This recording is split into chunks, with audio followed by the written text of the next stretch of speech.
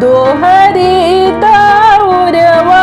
सूरज फेंक लिया आकाश लाल जाके गिरले दौरा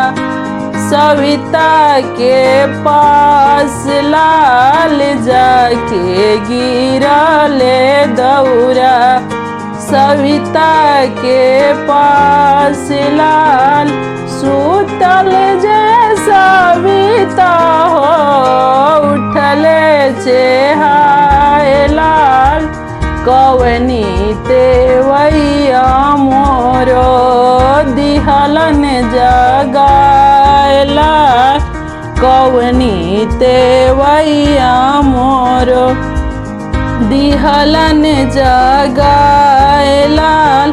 दोहरी जे सुपवा सूरज बिगली आकाश लाल जाके गिरले सुपिला सविता के पास लाल जाके गिरले सुपिला सविता के पास लाल सूतल जे सविता हो उठलन चेहाय लाल कवनी तेवैया मोरा दिहलन जगाय लाल कवनी तेवैया मोरो दिहलन जगाय लाल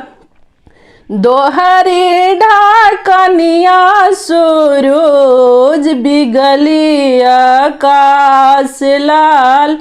दोहरी ढाकनिया सूरज बिगली आकाश लाल जाके गिरले ढकना सविता के पास लाल जाके गिरले ढकना सविता के पास लाल सूतल जे सविता हो उठलन चेहाय लाल कवनी तेवैया मोरो दिहलन जगाय लाल कवनी तेवैया मोरो दिहलन जगाय लाल दोहरी नारियलवा सूरज बिगली आकाश लाल जाके गिरले नारियल सविता के पास लाल जाके गिरले नारियल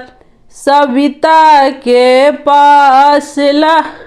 सूतला सविता हो उठलन चेहाय लाल कवनी तेवैया मोर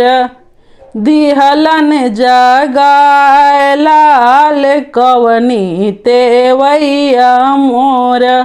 दिहलन जगाय जोड़े सारी फवा सूरज बिगली आकाश लाल जाके गिरले शरीफा सविता के पास लाल जाके गिरले शरीफा सविता के पास लाल सूतल जे सविता हो उठलन चेहाय लाल कवनी तेवैया मोरो दिहलन जगाय लाल कवनी तेवैया मोरो दिहलन जगाय लाल जोड़े सिंधरवा सूरज फेंकली आकाश लाल जाके गिरले सिंधोरा सविता के पास लाल जाके गिरले सिंधोरा सविता के पास लाल सूतल जे सविता हो उठल दिहलन चेहाय लाल कवनी तेवैया मोरो दिहलन जगाय लाल कवनी तेवैया मोरो दिहलन जगाय लाल।